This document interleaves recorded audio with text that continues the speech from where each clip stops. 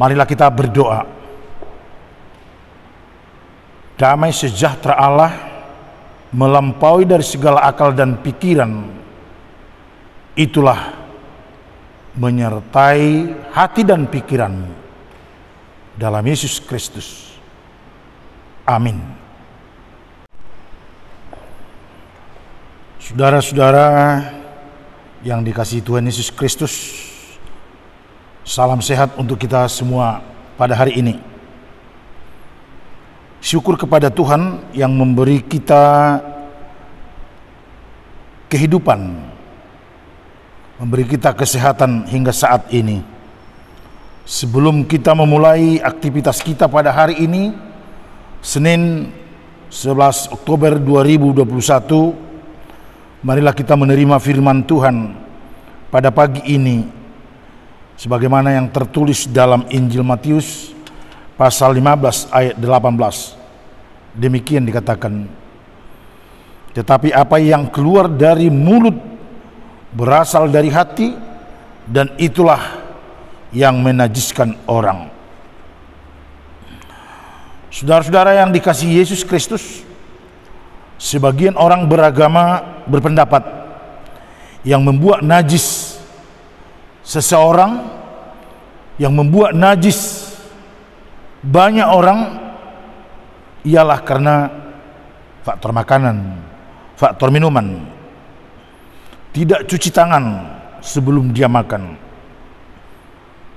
Benarkah ini? Apakah ini yang membuat orang najis?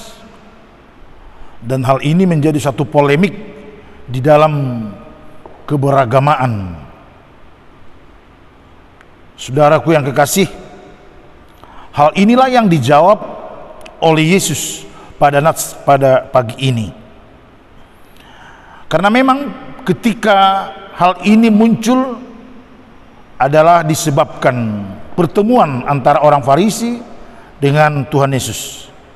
Ketika ada suatu realita hidup di mana orang-orang tertentu, orang Farisi melihatnya tidak melakukan sesuai yang mereka kehendaki. Katakanlah ada orang makan tanpa cuci tangan, lalu menurut orang Farisi ini sudahlah merupakan yang melanggar hukum Taurat. Tapi bagi Yesus, saudara, hal ini sama sekali bukanlah melanggar hukum Taurat. Ada dua alasan Tuhan Yesus menyatakan hal tersebut. Pertama, Yesus mau menegur kemunafikan yang menggantikan hukum Taurat dengan tradisi-tradisi yang menyangkut jasmani. Yesus mau menegur kemunafikan seolah-olah tradisi-tradisi mereka ini diklaim menjadi satu hal yang mutlak menjadi hukum Taurat. Ternyata tidak. Yang kedua, makan dan minum sebelum cuci tangan,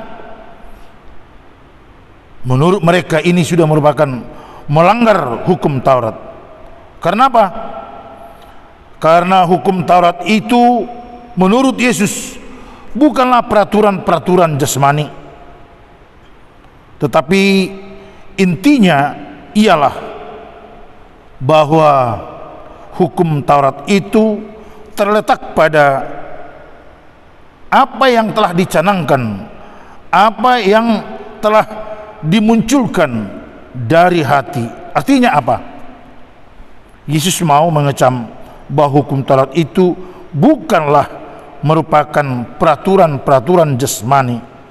Akhirnya Yesus mengecam tradisi yang hanya mementingkan tindakan lahiriah, tetapi mengabaikan yang Tuhan inginkan.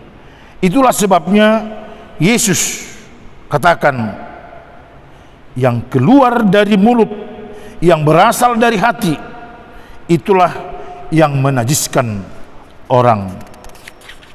Saudara-saudara, lebih lanjut dikembangkan termasuk oleh hamba-hamba Tuhan, dikatakan demikian, makanan dan minuman yang masuk melalui mulut bukanlah mengakibatkan kita najis, tetapi segala sesuatu yang kita pikirkan dan dari dalam hati kita yang keluar dari mulut, itulah yang mengakibatkan najis. Setiap perkataan kita yang seringkali mengatakan hidup memuji Tuhan, hidup dengan sorak-sorai, tetapi tidak memunculkan suatu perubahan, bahkan kita dengan kata-kata yang ada mempolisikan, membuat seperti polisi bagi orang lain, seringkali membungkus diri dengan kata pelayanan, melayani, tetapi sebenarnya kita mengambil keuntungan hanya untuk mendapat pujian dari manusia.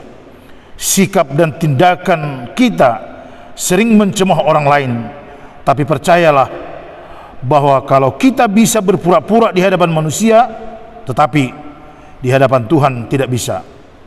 Adalah lebih baik hidup dalam ketulusan daripada hidup dengan kemunafikan.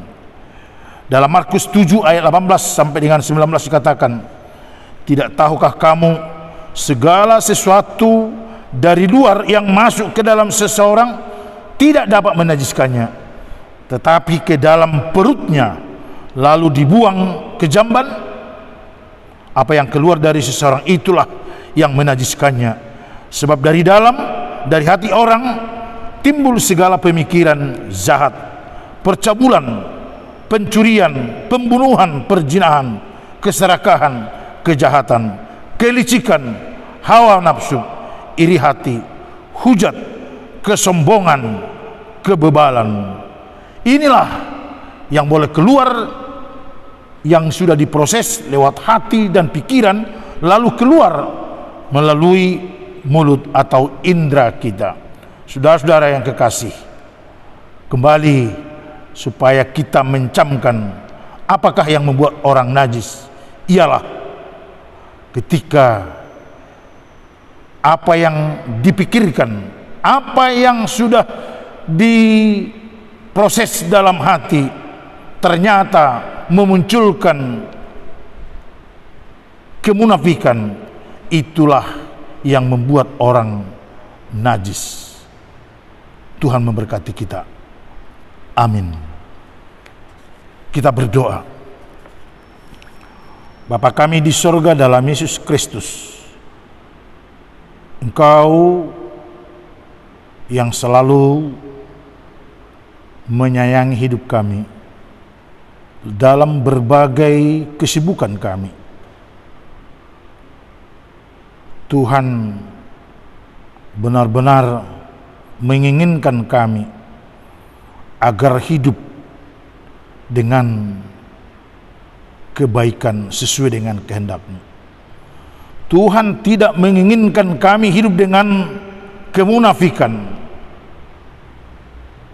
Lewat firman-Mu dengan jelas Yesus katakan, kami boleh menjadi najis bukanlah gara-gara makanan atau minuman, tetapi apa yang keluar dari hati pikiran kami lewat mulut kami, itulah yang membuat kami najis.